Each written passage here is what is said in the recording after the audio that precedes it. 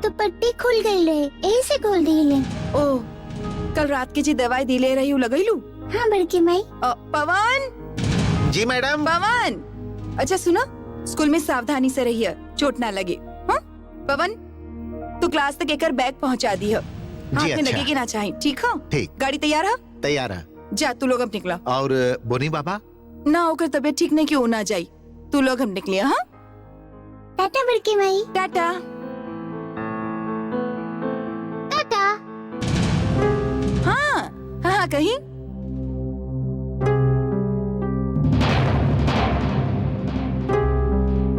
अन्नपूर्णा, ये बैग हमके दे दा। जब गाड़ी चलाई तो तोके अच्छा अच्छा गाना सुनाई, ठीक है? कौन गाना सुनबू बोला? कौन गाना, कौन गाना? अन्नपूर्णा मैडम, गाड़ी में अपन पसंद के गाना सुनी है, उनकर बैग क्लास तक पहुँचावल जाए, और हम जैसे क्यों भी नहीं की, हमके तो मम्मी टाटा भी ना कही। ए आभा, जल्दी चलो, स्कूल जाए में देरी हो जाई। हाँ हाँ, चला चला चला चला।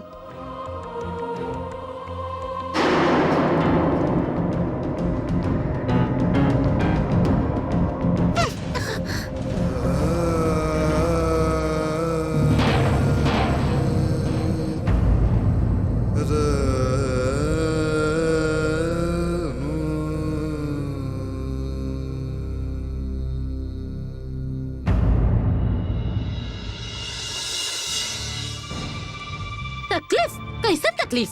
अन्नपूर्णा की थोड़े से अंगुड़ी कट गई हा, तो जैसे सब लोग के जान निकल जा रहा, बाकी हमार तकलीफ के समझेला? अरे बाप रे, तोके कौन सा तकलीफ अरे है? बाप रे, अपमान से हमार शरीर जल रहा। ये घर के भला करे गए रही, देखली कि अन्नपूर्णा हाथ पीछे करके कुछ लेके भाग रहा है। हम सोचली ये मौका ओकरा चोर साबित करी के, तब आज हम सबे के बताती कि वो का चीज है। सबके सामने मुंह से निकल गई कि अन्नपूर्णा हमारे कमरे से आम चुरा के भागत रही, एगो आम हम वहाँ से हटा भी दे ले रही। ये वहाँ तो सब हमरा पर ही झपट पड़लन, जैसे कि हम बहुत बड़ा गलती कैले हैं, जैसे कि हम ही चोर हैं। हाँ। भैया तोहर कॉफी।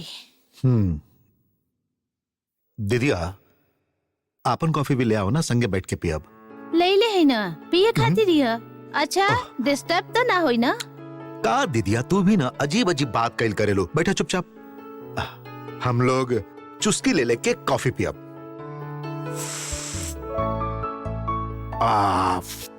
First class. अरे भैया, अभी बहुत गर्म है। कहे तू का कोल्ड कॉफी पियावे के प्लान बने ले रहूं?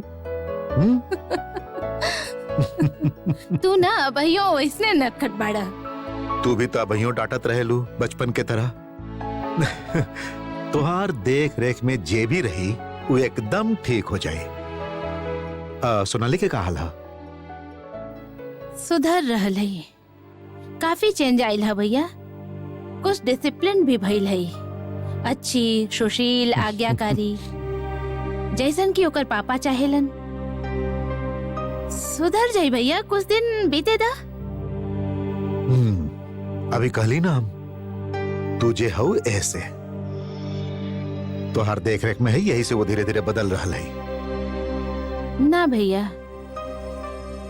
ये बदले के मन इंसान के अंदर से होके के चाहिए, तभी वो इंसान बदल सकेला। समझदारी, आसपास के लोग से तालमेल बिठावल, दूसर लोग से अच्छा व्यवहार कइल, शांत रहल, अच्छा बात कइल, ये सब जबरदस्ती केहू के ना सिखावल जा सकेला। अच्छा इंसान बनने की इच्छा अंदर से होके के चाहिए, तभी केहू अच्छा इंसान बनेला, है ना? ठीक कहलो तू दीदिया। असल में कहा तू जाने लो दीदिया, जब इंसान अपना आसपास अच्छा इंसान लोग के देखेला तो वो खुद अपने आप के बदले की कोशिश करेला, अच्छा बनल जाएला। ये लड़की बहुते चालू है, समझ ली? हाँ, अच्छा नाटक कर ले बेली। अचानक वो का कइले जाने ली, अपन कटल उंगली सबके सामने निकाल के बस कहे लगली कि हमारी उंगली कट गई है, रोवे धोवे लगली। ये घर के सब लोग भी वैसे ही बाड़न, सब भी अन्नपूर्णा के इशारे पे उठेलन बैठेलन। दीदी तो पहले वो लेके के बिल्कुल देखल ना चाहत रही, बाकी आजकल वो अन्नपूर्णा के प्यार करे लागल है। वो लड़की खातिर जैसे वो लोग के प्यार उबल उबल के बाहर आवत रहे। तू ठीक कहला। अन्नपूर्णा के ही देखा भैया, कितनी सुंदर, सहज, निश्चल, साधारण सी एगो लड़की। देखा ना भैया, वो रीना के अंदर भी एगो परिवर्तन ला दिले है। रीना अब बदल रहल है भैया। रीना आसानी से बदले वाली या सब कुछ मान लेवे वाली औरत नहीं की।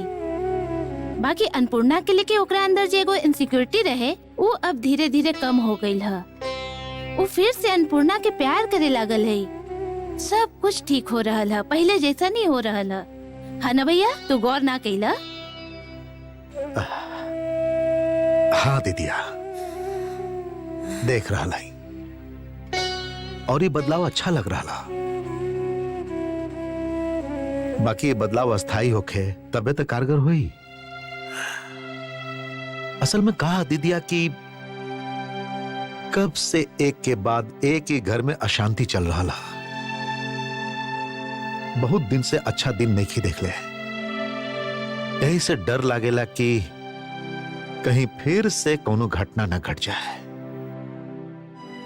ना भैया, देखिए अभी घर में कोनो तरह के अशांति ना हुई। अन्नपूर्णा के यदि रीना ए तरह से स्वीकार कर ले तो ई घर में अब कबो कोनो अशांति ना हुई। तू देख लिया। ऐसा होके तबे मंगल हुई। तुहार मुंह में घी और चीनी दीदिया। हे भगवान, घी और चीनी का है? चबा लिया, सिंपल। अच्छा, यदि तो के घी और चीनी अच्छा ना लगे तो रसगुल्ला और समोसा हो सकेला। ये बात है, तब फिर तू याद रखिया कि ढेर सारा मंगा के फ्रिज में रखे के होई। काहे कि हम कहले हैं कि घर में अब सब कुछ अच्छा होई, सबे सुखी रहिए और कोनो अशांति ना होई। अरे दीदिया, फ्रिज में कहाँ है? फ्रिज में कहाँ है? तोरा खातिर एगो पूरा मिठाई के दुकान खोल दे। चल हटा शैतान।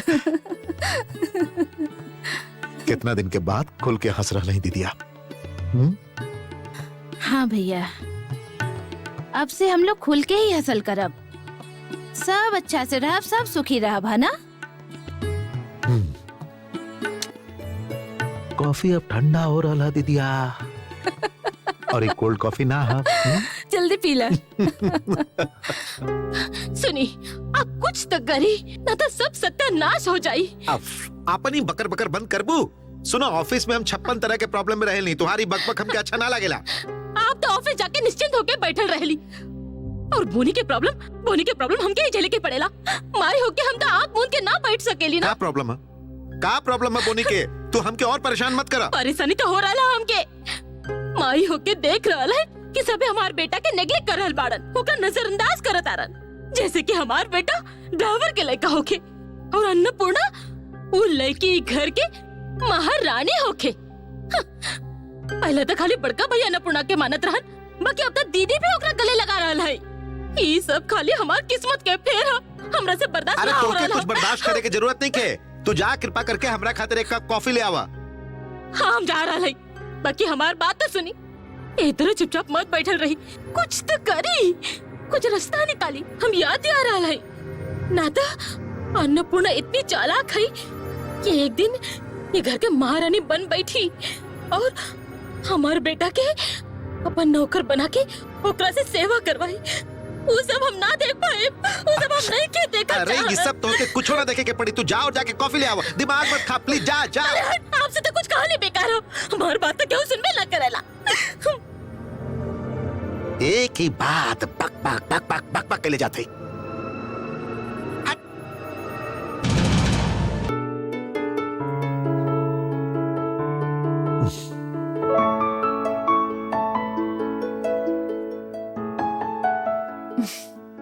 कहाँ भइल? ऐसे काहे देख रहा है? तोहके देख रहा है और समझे की कोशिश कर रहा है। हमके समझे की कोशिश कर रहा है। अचानक ना, ये समझे की कोशिश कर रहा है कि तू कितना बदल गई हो।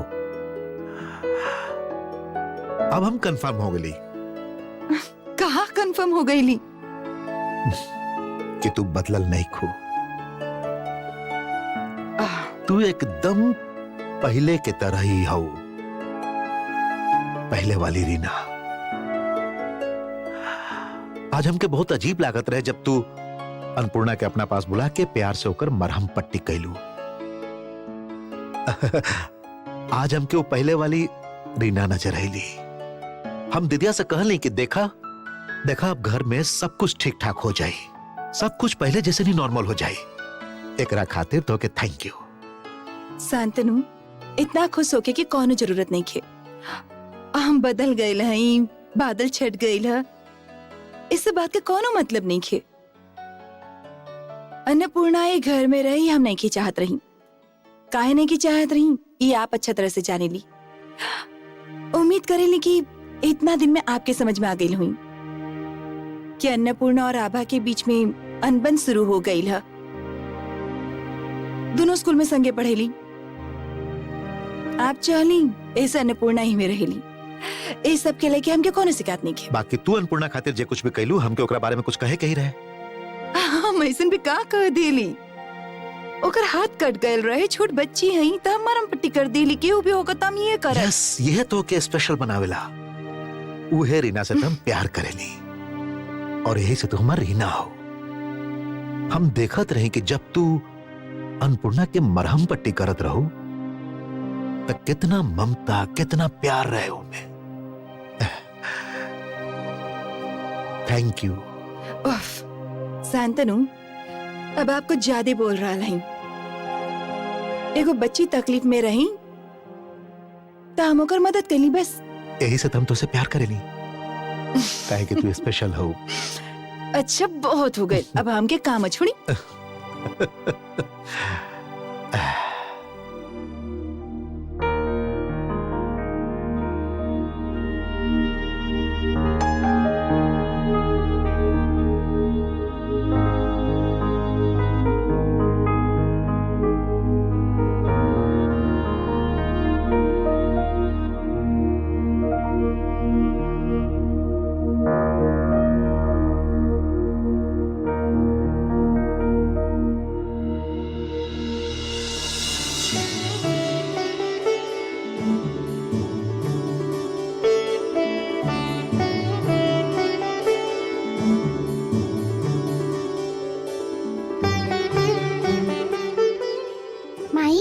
बाबूजी, हमके क्लास में 10 में से 10 मिलल ह।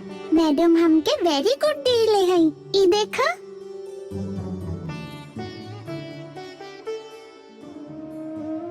माई, यदि आज एवा तो हमरा पास होखतु तो रात के अच्छा अच्छा खाना बनाउतु, है ना माई? हम जाने ली। तो कब आइबू माई? कब? अब से तुहार मन में जे भी दुख होके, जे भी खुशी होके, जे भी बात होके, तू सब हमके बताइहा, ठीक है? ना ना, हम ना रोब। हुआ हमके रोवे खातिर मना कइले हई। हमके दुख हुई या खुशी हुई, हम सब बात फुआ से जाके कहब। जाते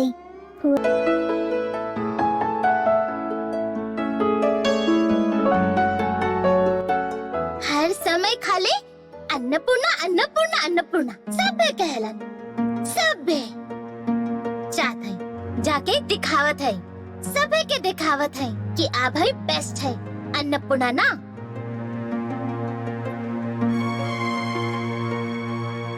आभा, ये देखो आज हमके क्लास में 10 में से 10 मिलल है। हम तो हमेशा ही क्लास में सबसे ज्यादा नंबर लावेली। देखा 10 में से 10। Very good. और तू वेरी गुड पहलू तो सभी के दिखावे चलल हो, हाँ ना? का भइल आभा अन्नपूर्णा, कौन बात के झगड़ा है? का भइल बेटी? वही देखा, हमके फिर से क्लास में सबसे ज्यादा नंबर मिलल है, 10 में से 10। ई बात है, बहुत अच्छा। और अन्नपूर्णा देखी तोहके कितना मिलल? हमके तो देखी देखी देखी देखी। अरे वाह अन्नपूर्णा, हमार सेक्शन अलग है, दूसरे सेक्शन में हमके सबसे ज्यादा नंबर मिलल है।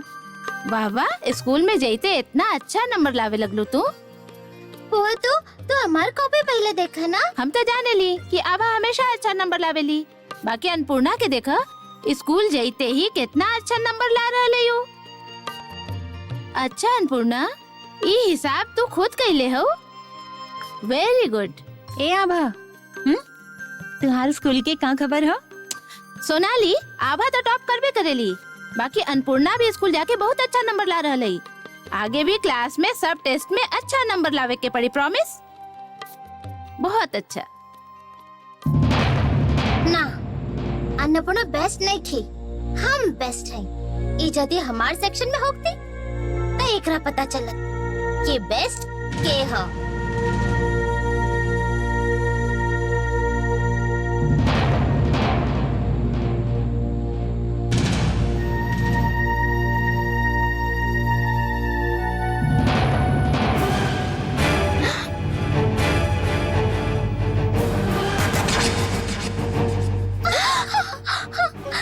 तू ये का कैलो अन्नपूर्णा? हमार कॉपी की तो जानबूझ के पानी में भिगा देलो, खराब कर देलो। ना ना आभा, ये जानबूझ के ना कैले है हम। ना, एकदम ना। तो क्या हमरे से चला ना? तो जरेलो हमरे से। तो हमार कॉपी पानी में भिगा देलो, खराब कर देलो।